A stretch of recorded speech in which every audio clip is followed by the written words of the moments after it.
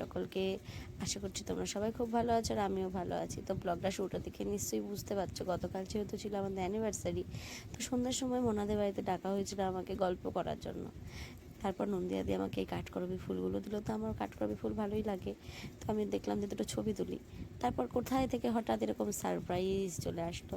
বিশ্বাস করো, একটুও জানতাম না ওরা এসব প্ল্যানিং করেছে, মানে ভাবনার বাইরে ছিল। তো সত্যি কথা বলতে আমি বরাবরই বিশ্বাস করি যে মনের ভালোবাসাটা সবসময় বেশি মানে প্রেফার করে আমার কাছে।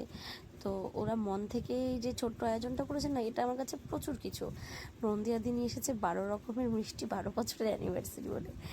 তারপর সিঁদুর ওরা নিয়ে এসেছে, ইতিকা নিজের হাতে বানিয়ে কেক নিয়ে এসেছে। তারপর ওরা গান চালিয়েছে, মানে ওদের লেজেন্ড পাকামো ছিল কালকে।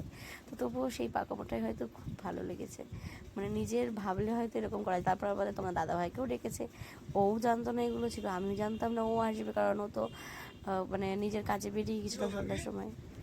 আমাদের এই সাধারণ কিছু ব্যাপার দেখে অনেকের মনে হয়, যারা ব্লগ দেখে, অনেক কিছু কানাঘুষা হয় বা অনেক কিছু যে এরা কী পাগলামো করে। কিন্তু বিশ্বাস করো, আমার জীবনে অনেক কিছু ঘটনা আছে, আমি এর আগেও তোমাদের বলেছি, কিন্তু আমি আমার আনন্দগুলো, আমার ভালো লাগাগুলো আমি তোমাদের সামনে তুলে ধরি। এত কিছু কখন খেলাম, কখন শুলাম, কখন উঠলাম, কী কী আমার জীবনে ঘটলো, এত কিছু দেখাতে আমি বিশ্বাসী নয়, বা এত প্রফেশনাল হওয়ার আমার কোনো ইচ্ছা নেই।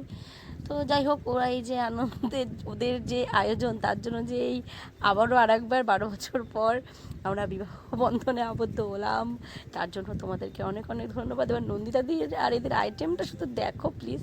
এরা আবার নতুন শাড়ি আলমারি থেকে বের করে সেটা আমার মাথায় দিয়েছে, মানে লজ্জাবস্ত্রও এদেরকে করতে হবে, মানে hats off to you guys. মানে আর কি বলবো, কিছু বলার ভাষা নেই। তোমরা এতটা আনন্দ দিয়েছো, এতটা ভালো লাগা এই মুহূর্তটা দিয়েছো যে মানে প্রতিটা মেয়ে হয়তো এই মুহূর্তগুলো চায়, কিন্তু সকলের জীবনে সব কিছু সবসময় সম্ভব হয়ে ওঠে না। তো আমাদের জীবনেও কিছু সমস্যা অবশ্যই আছে, যার জন্য এত আড়ম্বর এত কিছু হয়তো হয় না, কিন্তু যেটুকু হলো সেটুকু যথেষ্ট। বেশি আড়ম্বর আমিও পছন্দ করি না, ঠিক আছে। তো যেটা হলো এই মানুষগুলোর জন্য হলো, নাহলে হয়তো দিনটা নিজেদের কাজ কাম, খাওয়া দাওয়া, রান্নাবান্না, আনন্দের মধ্যে দিয়ে নিজেদের কর্মব্যস্ততাতেই হয়তো দিনটা কেটে যেত, কিন্তু যা হলো সবটাই তোমাদের জন্য।